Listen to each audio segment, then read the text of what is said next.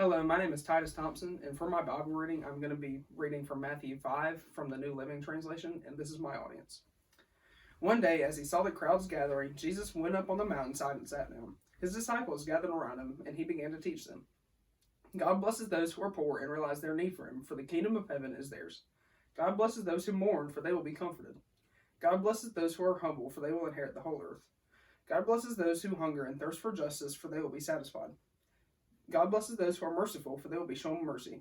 God blesses those whose hearts are pure, for they will see God. God blesses those who work for peace, they will be called the children of God. God blesses those who are persecuted for doing right, for the kingdom of heaven is theirs. God blesses you when people mock you and persecute you, and lie about you, and say all sorts of evil things against you because you are my followers. Be happy about it. Be very glad, for a great reward awaits you in heaven. And remember, the ancient prophets were persecuted in the same way. You are the salt of the earth, but what good is salt if it has lost its flavor? Can you make it salty again? It will be thrown out and trampled underfoot as worthless. You are the light of the world, like a city on a hilltop that cannot be hidden. No one lights a lamp and then puts it under a basket. Instead, a lamp is placed on a stand where it gives light to everyone in the house. In the same way, let your good deeds shine out for all to see, so that everyone will praise your heavenly Father. Don't misunderstand why I have come. I did not come to abolish the law of Moses or the writings of the prophets. No, I came to accomplish their purpose. I tell you the truth, until heaven and earth disappear, not even the smallest detail of God's law will disappear until its purpose is achieved. So if you ignore the least commandment and teach others to do the same, you will be called the least in the kingdom of heaven. But anyone who obeys God's law and teaches them will be called great in the kingdom of heaven. But I warn you, unless your righteousness is better than the righteousness of the teachers of the religious law and the Pharisees, you will never enter the kingdom of heaven. You have heard that our ancestors were told, you must not murder. If you commit murder, you are subject to judgment. But I say, if you are even angry with someone, you are subject to judgment.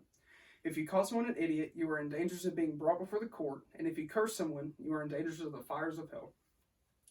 So if you are presenting a sacrifice at the altar in the temple and you suddenly remember that someone has something against you, leave your sacrifice there at the altar, go and be reconciled with that person, then come and offer your sacrifice to God. When you are on your way to court with your adversary, settle your differences quickly. Otherwise, your accuser may hand you over to the judge, who will hand you over to an officer, and you'll be thrown into prison. And if that happens, you surely won't be free again until you have paid the last penny.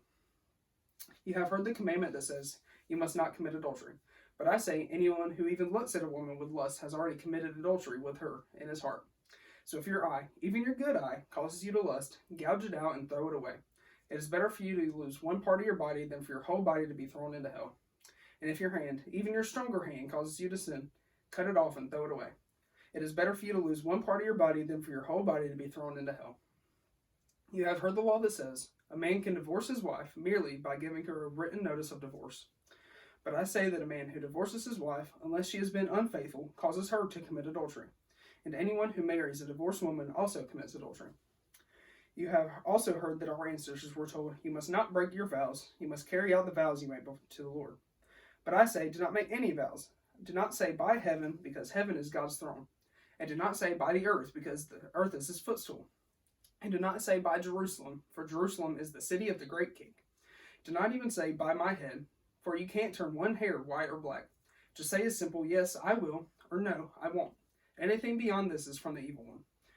You have heard the law that says the punishment must match the injury, an eye for an eye and a tooth for a tooth. But I say, do not resist an evil person. If someone slaps you on the right cheek, offer the other cheek also. If you are sued in court and your shirt is taken from you, give your coat too. If a soldier demands that you carry his gear for a mile, carry it 2 miles. Give to those who ask, and don't turn away from those who want to borrow. You have heard the law that says, love your neighbor and hate your enemy. But I say, love your enemies. Pray for those who persecute you. In that way you will be acting as true children of your Father in heaven. For he gives his sunlight to both the evil and the good, and he sends rain on the just and the unjust alike. If you love only those who love you, what reward is there for that? Even corrupt tax collectors do that much. If you are kind to only your friends, how are you different from anyone else? Even the pagans do that. But you are to be perfect, even as your Father in heaven is perfect. Thank you.